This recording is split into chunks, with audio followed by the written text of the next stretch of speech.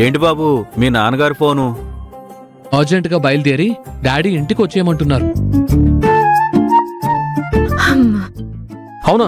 అయితే త్వరగా పద బ్రో, తొందరగా బయలుదేరిపోదాం. పద. నేను వెళ్ళిపోతానంటే చాలా హ్యాపీగా ఫీల్ అవుతున్నావు బ్రో. నాకెందుకు హ్యాపీగా ఉంటుంది బ్రో?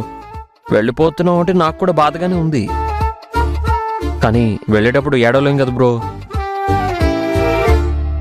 అందుకే చిన్న వేరియేషన్ ఇచ్చా.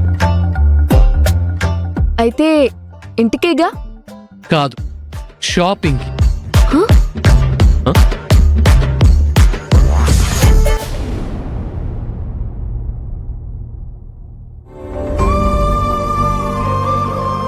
మీరేం నాకు నీతులు చెప్పక్కర్లేదు.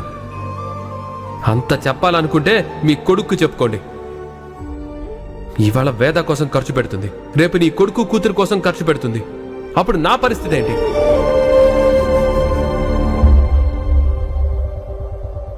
ఏం నిర్మలా, రేపు కాక ఎల్లుండి నిశ్చితార్థం. కొత్త బట్టల సంగతి ఏం చేసావు?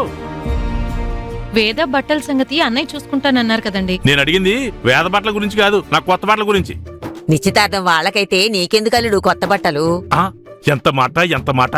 ఇంటల్లుణ్ణి, పైగా రేపు పెద్ద మనిషి కుర్చీలో కూర్చోవలసిన అవన్నీ పక్కన పెడితే మాజీ జమీందారు వంశపోడిని ఎటి నాకు కొత్త బట్టలు ఎందుకంటావా? అంటే ఇప్పుకుని కూర్చోమంటావా? ఆ దరిద్రం మాకెందుకులే, మా వాడి బట్టలు ఏవో ఉంటాయి కదా, అవి వేసుకుని కూర్చుంది గానిలే. వద్దు, ఆ సెకండ్ హ్యాండ్ ఫిట్టింగ్ నాకు పెట్టద్దు. అమ్మో అమ్మో అమ్మో, కిందసారి విజయవాడ వెళ్ళినప్పుడు బావు బట్టలు కట్టుకుంటే మీరందరూ ఎన్ని పిల్లి మొక్కలు వేయించారు నా చేత. నేనేమన్నా మర్చిపోయానుకున్నారా? అమ్మ బాబోయ్, ఇదిగో నాకు అన్ని అనవసరం, నాకు కొత్త బట్టలు కావాల్సిందే. కొత్త బట్టలు కావాలనుకుంటే వాళ్ళని వీళ్ళని వెళ్ళి అడగడం కాదు, మీరు సంపాదించిందేమనుంటే వెళ్ళి వాటితో కొనుక్కోండి. వాళ్ళు రమ్మంటే నిశ్చితార్థానికి వెళ్దాం, లేదంటే ఇంట్లో మన పనేదో మనం చేసుకుందాం. అదేంటే నిర్మల, నేనేదో సరదాగా అంటే నువ్వేంటి అంత సీరియస్ అయిపోతున్నావు? సీరియస్ అవటం కాదమ్మా, ఎంతలో ఉండాల్సిన వాళ్ళు అంతలో ఉంటే మాకే మంచిది అని. అయ్యో, ఎంతలో అంటే ఏం నిర్మలా, మనం ఏమన్నా పరాయి వాళ్ళమా? అయిన వాళ్లనే అనుకుంటున్నాం, కానీ తర్వాత వాళ్ళకి అలా అనిపించట్లేదు కదండి. వదిన వేదాకి నగలు చేయించమని అన్నయ్యకి డబ్బులిస్తుంటే ఆ విష్ణుగాడు ఎంత గొడవ చేశాడో చూశారు కదా. మనల్ని ఉద్దేశించి ఏం మాట్లాడాడో మర్చిపోయారా? ఊరుకోవే, చిన్నప్పటి నుంచి వాడి మనస్తత్వం ఏంటో తెలిసి కూడా వాడి మాటలు పట్టించుకుంటావేమిటి? నా మేనలుడే కదా అని నేను సరిపెట్టుకుంటానమ్మా. రేపు నిశ్చితార్థం అప్పుడు కూడా వాడు అలాగే మాట్లాడితే?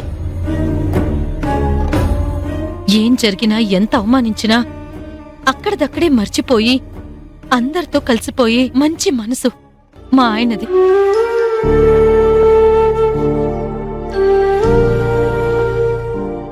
కానీ రేపు నిశ్చితార్థం దగ్గర బాలు ఉంటే అప్పుడు కూడా విష్ణు అలాగే మాట్లాడితే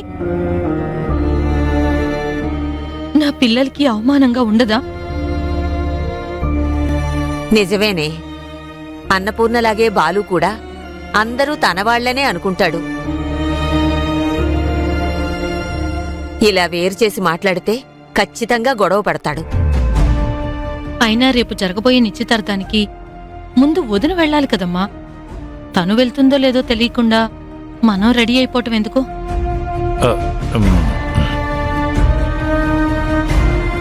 అయితే మనందరూ నిశ్చితార్థానికి వెళ్ళడం వెళ్ళకపోవడం అనేది డిపెండ్స్ అపాన్ అన్నపూర్ణం అన్నమాట. అల్లుడు, విష్ణు అన్న మాటలేవి నువ్వు పట్టించుకోకయ్యా. బలేదాను అత్తయ్య, నన్ను ఎవరన్నా పొగిడితే తీసుకుంటాను గాని తిడితే అస్సలు తీసుకోను అత్తయ్య. వీడు నిజంగా పిచ్చి మహారాజే.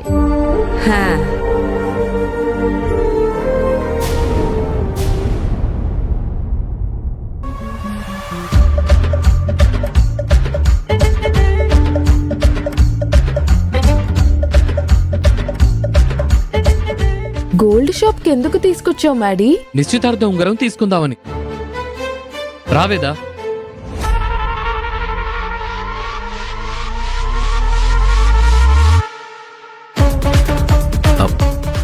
రింగు కొంటున్నాడు. నిశ్చితార్థం ఉంగరం రింగ్ అంటాడేంటి మా వాడు? చేసుకోబోయేవాడు కదా, నిశ్చితార్థానికి రింగు కొనడా ఏంటి? మరి నేను వచ్చింది ఎందుకు? వెళ్ళిపోతావా?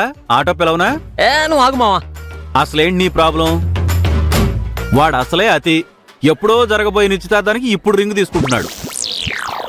అయినా వాడికి ఆ రైట్ ఉందిరా.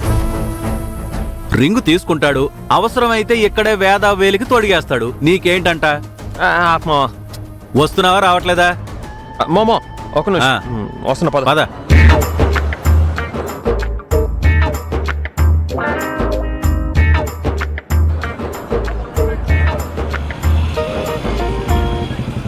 ఏం కావాలి సార్?